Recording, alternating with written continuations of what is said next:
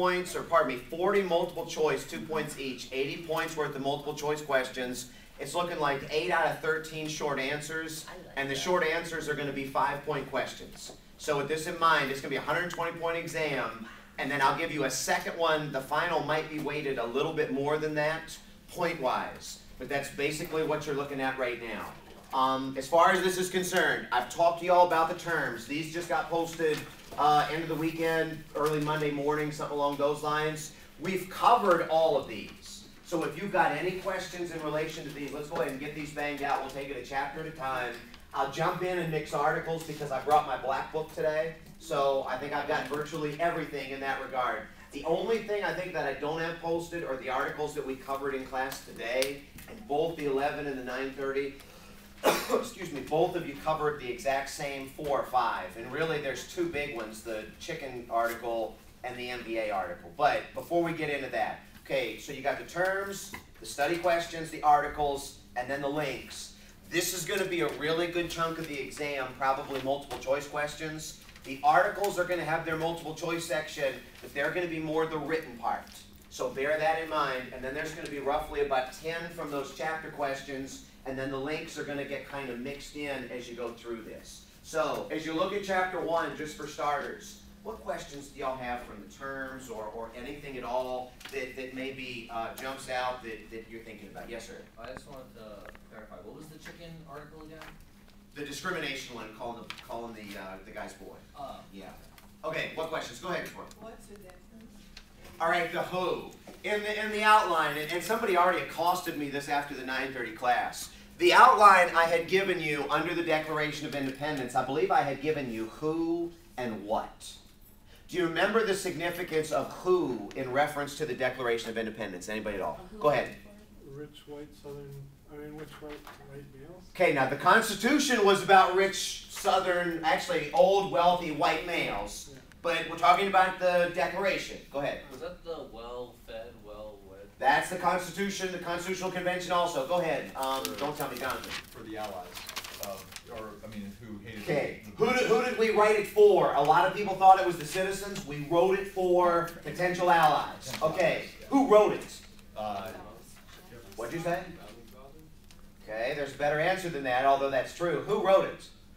Jefferson. Thomas Jefferson is given credit for having written the Declaration. James Madison is given credit for having written the Constitution. So Jefferson wrote it. Who did he write it about? England. The British. Okay, he wrote it about England and the British. And Go ahead. about Yeah. their separation and how they felt that they were being treated poorly and that they're starting their own colony. Okay, the what behind this is that they wrote it to provide a legal justification for independence. So what they did, if you remember, is they listed all of these grievances, not against the British, not against England, not against the country, but against King George. So it was written. Who wrote it? Jefferson. Who was it written about? King of England. Who was it written for? It was written for potential allies, ultimately in particular France. And the what behind that, if you remember, I just said this, was to provide legal justification for separation from Britain. Pretty straightforward kind of a thing.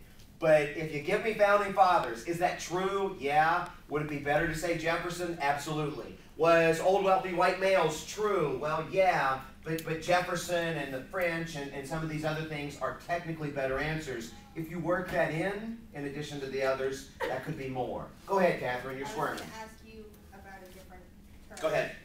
The 111. What was 111? Go ahead.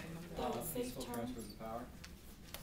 There have been 111 presidential and midterm elections in the history of the country. And yes, all 111 of them have been peaceful. So when the Republicans won, they took office and the Democrats would live to fight another day. And when the Democrats won, the Republicans would yield and then they would ultimately live to fight another day. Yes? You say presidential and midterm. As well as midterm. Okay. Yeah, presidential and midterm. And if you do the math on that, it basically makes it 222 years. So it might be off just a little bit. Okay.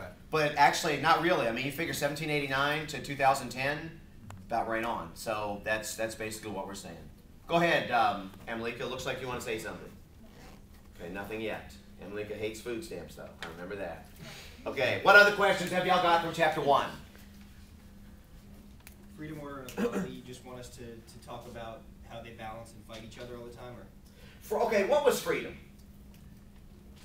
specifically? Yeah, just give me like the rough definition. The right to be able to do essentially whatever we want. Okay, the right to be able to do what it is that we want. So when you're talking about this, go ahead. No, never mind.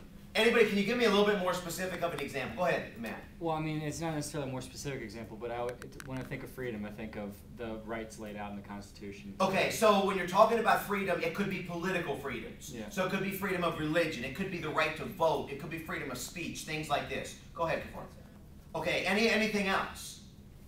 There were some other things that are kind of implied or we kind of take for granted, but they're not necessarily political freedom. Yeah, go ahead. Property? Yeah, property would be one, the right to acquire wealth. Maybe more directly to getting to property would be the right to pursue an education, the right to get married, the right to have kids. These were some of the other things that we had talked about in reference to freedom. So it's political, it's life, it's social, these kinds of things. What was order? There's one word. Law.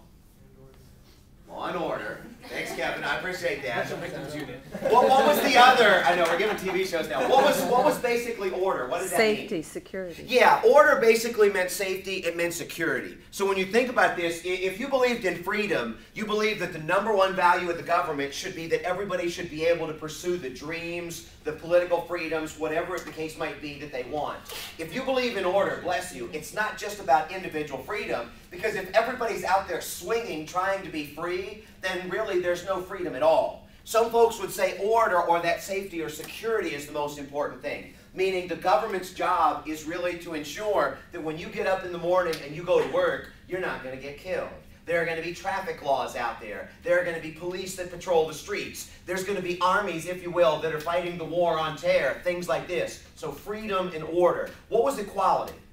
Equal treatment under the law? Yeah, it is. And equal treatment has a really good overlap with civil rights. The idea that everybody is going to be treated the same under the law. And the point behind this that I had given you, if you remember, was that all three of these sound so good, but they fight against each other an awful lot, where sometimes all three of them or two of the three are in direct odds. And this is actually where we start to get into some of those articles. Do you remember the articles? The first one we had started with was the Catholic school teacher article. Do you remember that one?